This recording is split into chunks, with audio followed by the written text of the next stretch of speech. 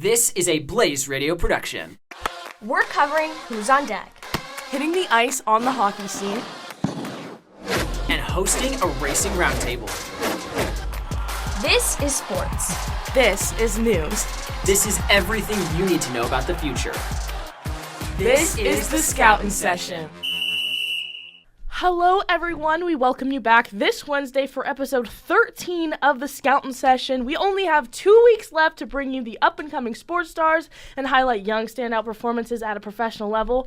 We're back in studio once again after slight technical difficulties last week, but thank you all for joining us this afternoon. My name is Jordan Talley, and I'm joined by Ella Walter-Sanchez and Noah Reed.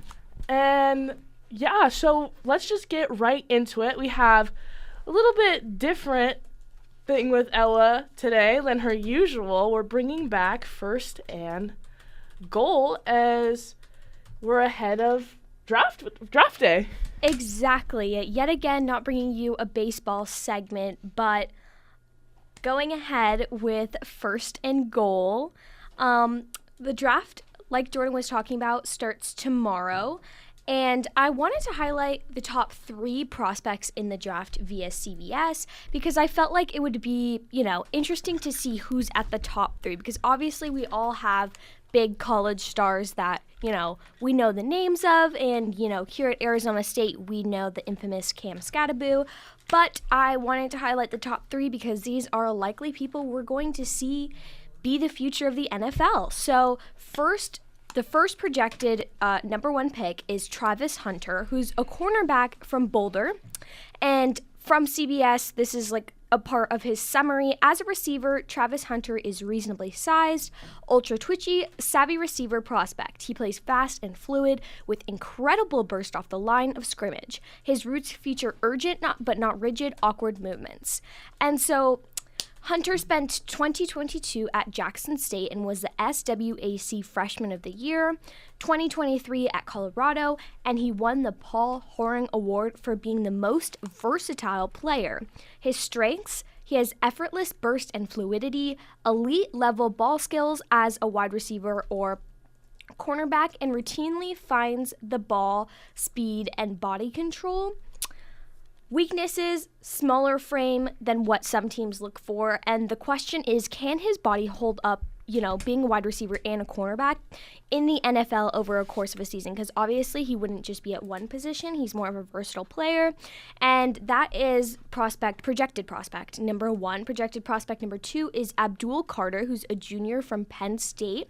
He's a defensive end. And for a quote from his summary: Carter is a bit shorter in stature, but makes up for that with his ability to bend at the waist and flatten at the side of his rush. In 2023 and 2024, he was a 2-time first-time All Big Ten part of that team. 2024, he, probably going to butcher this, but Bednarik Award finalist for the Nationals for the best defender. And 2024, he was also a Big Ten Defensive Player of the Year.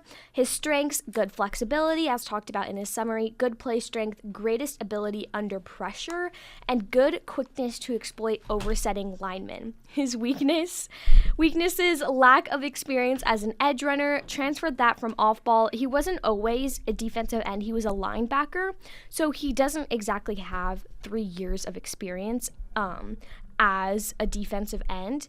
But Carter had 27.6 missed tackles, or a missed tackle rate in 2023, and he's also shorter in stature. So both Travis Hunter and Abdul Carter are juniors going into the draft, and then Cam Ward is a senior, who is the projected number 3 pick, Miami quarterback, and he has a pro comparison to Jordan Love. And from his summary about him, he's an experienced college football quarterback possessing a lot of the physical traits NFL teams look for in a starter. His career has been defined by its volatility until this season. He was the 2024 ACC Offensive Player of the Year, 2024 Heisman Trophy finalist, which is the nation's best player. For those of you that don't know what the Heisman is, 2024 led in passing touchdowns at 36 and ranked second in passing yards at 4,123 and total offensive yards per game at 359.9. So his strengths, his pocket mobility, ball placement, and anticipation, and he's a natural playmaker. His weaknesses, ball security, volatility, and struggles with decision-making in sticky reads, which I thought was kind of interesting considering the fact that he's a quarterback. I feel like that's kind of like their entire thing. But some are definitely better at it than others, I'll say that. Yeah. But he's projected to be the number 3 pick. So I think it's just interesting looking at, obviously, you can project all you want, and some drafts are more obvious than others. But I don't pay that much attention to other college football teams besides Arizona State. And of note, for those who don't know, Cam Scatterbo is projected to be like 4th round, third or fourth round guy, like bottom of the third, end of the 3rd round, middle of the 4th round, which is insane to me. But I think it's just the running back stock. Like, it's not like anyone's in dire, Yeah. So bringing in that Arizona State connection, but those are the top 3 prospects for the 2025 NFL draft, and I thought that'd be interesting to hit on since it is tomorrow. Yeah, I also just want to say, I don't know if you mentioned this, Travis Hunter did win the Heisman this year. He was the Heisman winner. He was up with Cam Scatterbo, was almost a finalist. He was out of the top. Snub. I'm sorry, but Unbiased. It was Ashton Genie, Travis Hunter, Shedeur Sanders, and Cam Ward. I think they were the 4 finalists for the Heisman, and Travis Hunter came out with that. Just quickly to dabble, obviously, Travis Hunter played on both sides of the ball in college. I don't think, at least in like the first, I don't think he's going to go a whole game in the NFL playing both sides of the ball. I just think the way that the NFL is played compared to college ball, that's almost like not possible, right? You're taking snap after snap. It's not like, obviously he was doing it in college and that's super impressive, but I think they're going to condition him to be more one than the other, if that makes any sense. I don't think he'll be a full-time offensive defensive player. That's just my opinion. I don't know if you have any input on that. Well, it's certainly a valid point that you bring up, and I think it'll be interesting to track it as the year goes on. Because if he does it, good for him. Because that's ultimately, I think the biggest storyline out of this year's college football playoffs and championships was the versatility element. I don't know if it was just, me seeing it for the first time as a casual, but being able to see Travis Hunter being able to play both sides of the ball, but then also having players, and I know I go back to Cam Scatterbo, who could make plays that no other player of his caliber could do. And, we're seeing it with Carter. The only candidate in this top 3 that, you touched on it, Ella, who kind of struggles is Ward with those decision-making skills, and we've seen that. That was one of the biggest things that I remember reading through. I was taking looks at those college game day, college, all the college ball, trying to dissect it as a fan, and I remember vividly seeing, hey, this is a struggle for Cam Ward and his team. So, I don't know. It'll be interesting to track for sure on the level of what they do for Travis Hunter. So that's a good point. I'm excited now. That'll be really curious to see where it goes. Yeah, it'll be cool if he does play both sides of the ball. I think he will eventually, maybe one game as a wide receiver, one game as a corner. Yeah, that's more I was thinking, what it would be instead of in a game like it was in college. I feel like maybe it'd be different game per game rather than switching in game, because I feel like that'd be way more complicated. It's so much, you're taking every single snap at that point. You need a breather. Also organizing it roster wise, you know what I'm saying? I feel like it would be much easier to just do it game to game, and then I'm sure eventually, obviously not the most avid NFL watcher, football watcher, but I feel like eventually it would be cool to see if he does this one game and this one game, and then it's eventually you kind of see his strengths in the NFL because it is a different game, and then he eventually just transitions to one rather than the other. Perfect. Yeah, for sure. I think that's this has never been seen before. So more power to him if he does play a whole game at both positions, but I just don't think that's as doable as it was in college. Just strictly on the fact that college football and NFL football are 2 different games to be played. And that's why you see people struggle so much when they're super good in football, transition into, NFL. Yes. And they're not as good as they were because it's different. It'll be interesting, though, and for now, it's a great, brownie point on his No, resume for to real. be drafted. I mean, he won the Heisman for a reason, right? We can all have our opinions on Travis Hunter won the Heisman. Somebody else should have done it. Somebody else should have been a finalist. But in the end, it's not like he was undeserving. He's a great player, very versatile, one of the only to ever do it, right? So that's, and I have my own beef with Colorado and their whole system, but yeah, so. Anyway, well, it'll be interesting, and it'll be interesting to also eventually see these names, in the NFL and see what they do, and hopefully they can translate this talent into talent in the NFL. But now we have hit the ice with Jordan. So, with the Spokane Chiefs advancing to the Western Conference Final of the WHL playoffs are heating up, almost over. Gavin McKenna and the Medicine Hat Tigers swept their opponent last time. They'll be going on in the Eastern Conference Final. The Spokane Chiefs defeated the Victoria Royals in 6 games, and I thought it would be a perfect time to finish out the Big Three in Spokane after highlighting Berkeley Canton and Andrew Cristall. It is no better time for Shea Van Olm. Shea Van Olm is a 21-year-old forward from Calgary, Alberta, Canada, in his last year of WHL ability, as he is 21 years old. He is a 6'1" lefty shooter that has no problem scoring or creating offense. So, we'll get into more why I picked him later, but he's just has kind of a great story for this. He was drafted 128th overall in the WHL Bantam draft in 2019 to the Edmonton Oil Kings as a 15-year-old and played there for a little over a whole season. He played about 9 games his draft year, a little bit. I think he played a whole season and then part of another season before he was traded to the Kamloops Blazers. Van Olm played for the Blazers for almost a full season as well, but never really found his success that he was striving for until he played with the Chiefs.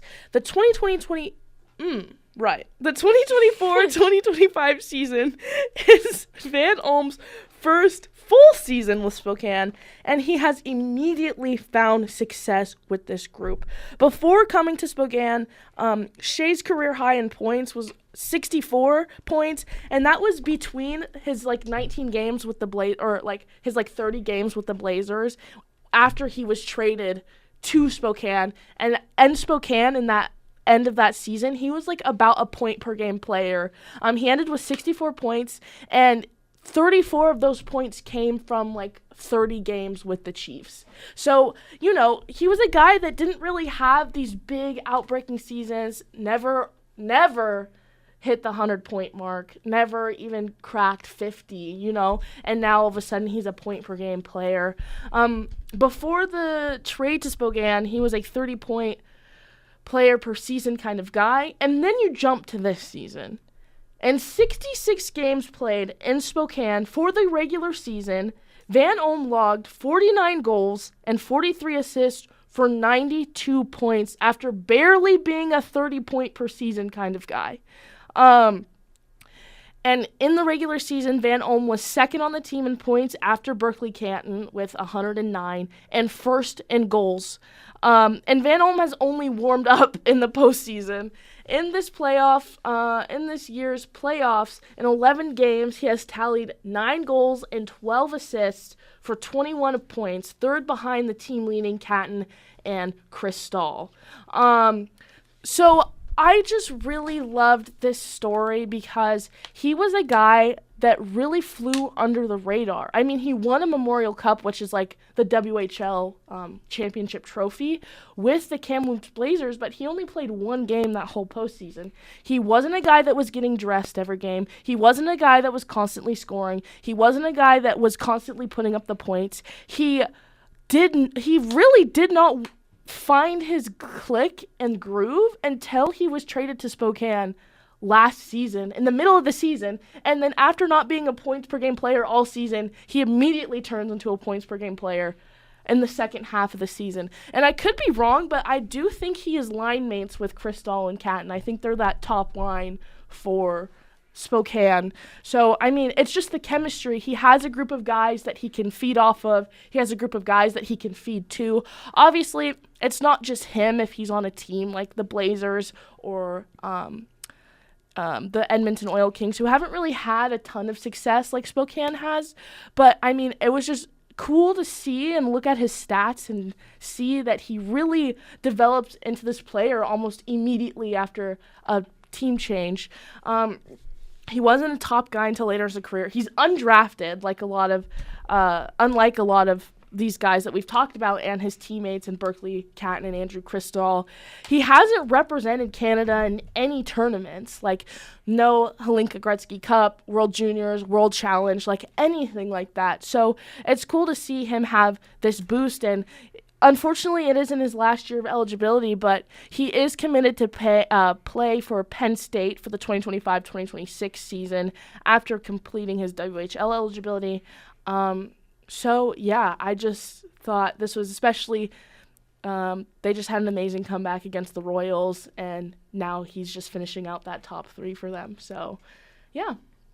Well, I think obviously the Penn State commit is huge. Obviously, we've talked about on this show with the NCAA opening their rules to allow for more flexibility, as we'll say. But I love what you said about the chemistry aspect. I think that's one thing we honestly really haven't talked about much on this show before, is because we're highlighting these young, athletes who are going and, just kind of reaching out for the first and biggest opportunities they can get. Whereas, with Van Olm, we're seeing something completely different. We're seeing a guy who flew under the radar by all statistical metrics, find his people, and truly click. And I love that because, I feel like we've all been in situations where, whether it's in school, whether it's in our own sports, whether it's just in our social life, when we find that moment where we can click, it feels like the whole world changes. And I feel like that's probably, if we were to have Van Olm in this room sitting down, and he'd probably say the same thing. And, having good team chemistry is so important. You see all the time these teams that get bogged down by bad press or a big controversy. It hurts the performance.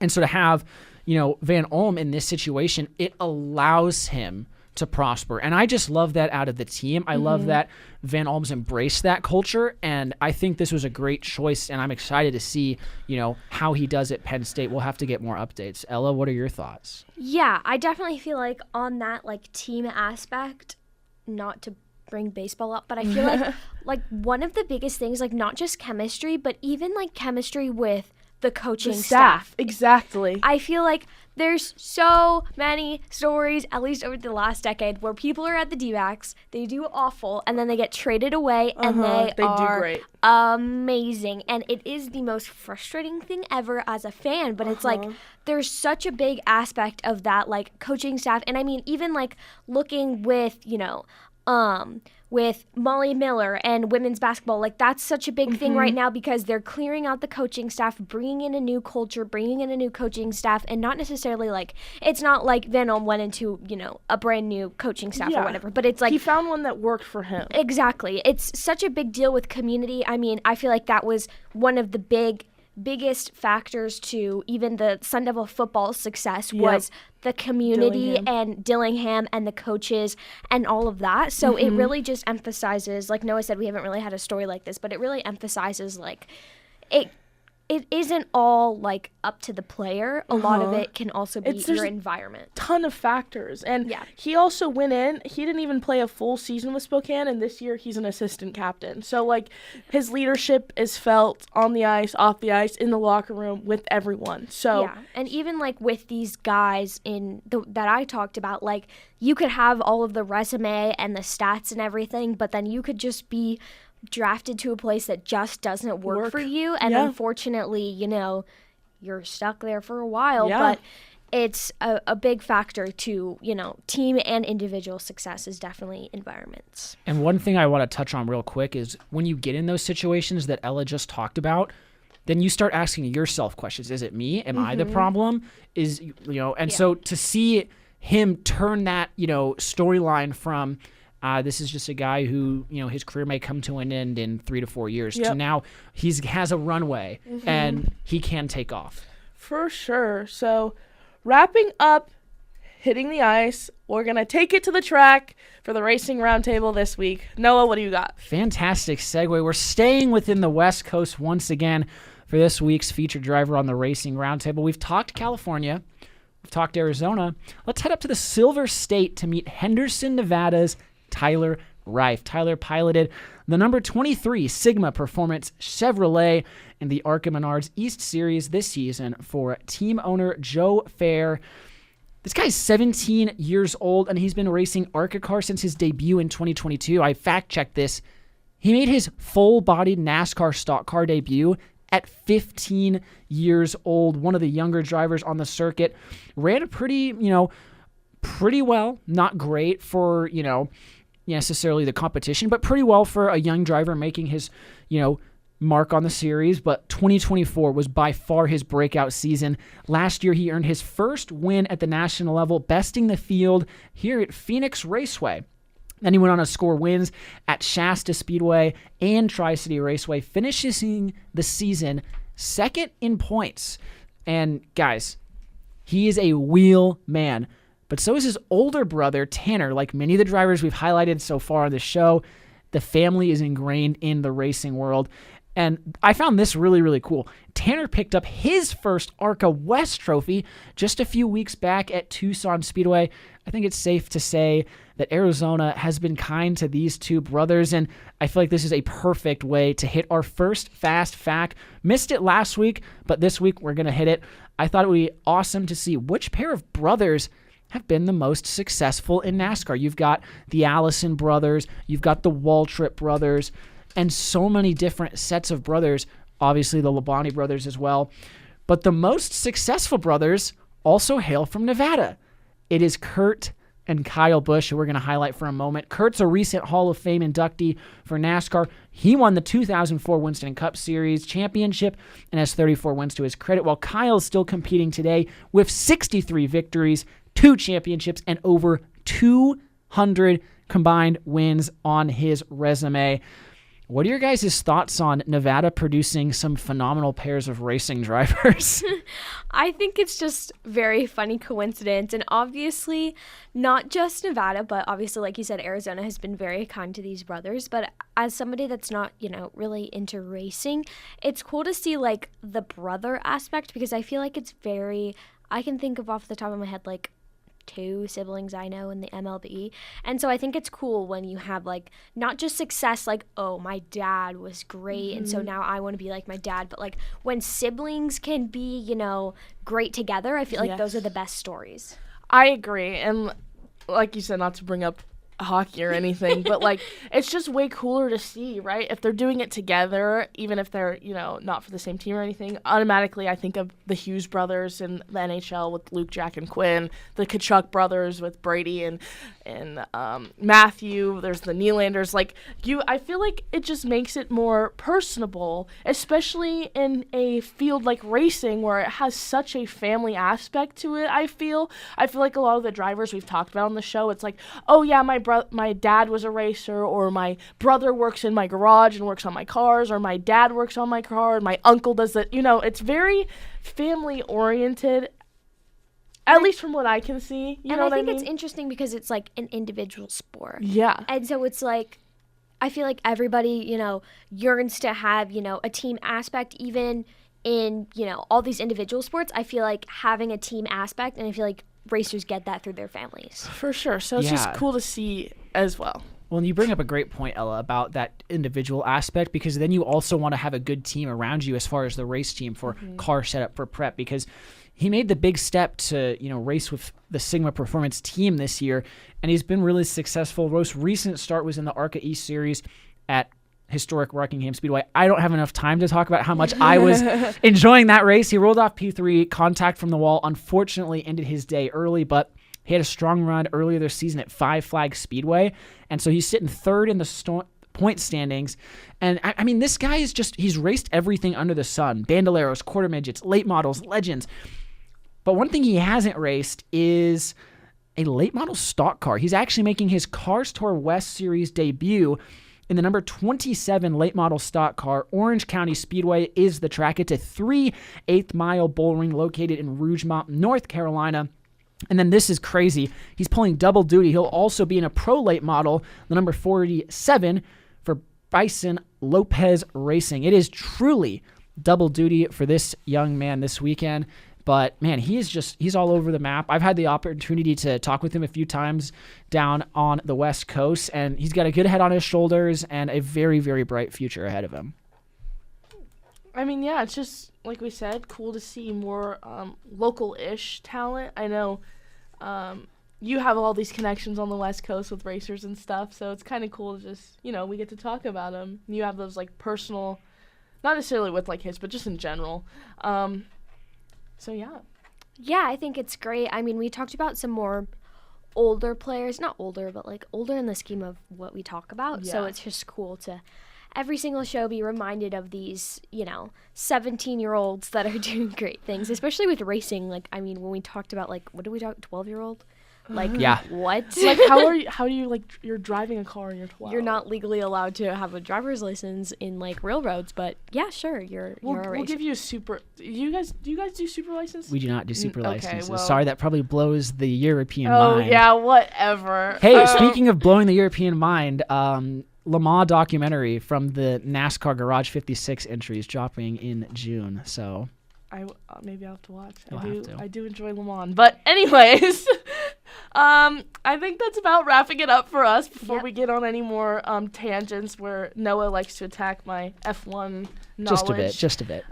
Thank you for listening to today's edition of the Scoutin' Session. My name is Jordan Talley, as always, alongside Ella Walter Sanchez. And Noah Reed, one last thing. I hate to jump in here, but Ella has a super special guest on her Yes. show, You Throw Yes. Like a Girl, dropping tomorrow. 10 a.m. BlazeRadioOnline.com. Yes, you need to be there. You need to tune Or in. follow us on Instagram at youthrowlikeagirl.pod. Yes. And Twitter. Yes. Shameless plugging, but we don't care. We're going to send you out of here with a little Megan Rooney on the 3rd anniversary of her EP, Hair Salon. Right. Okay. Thank you for listening. See you next time.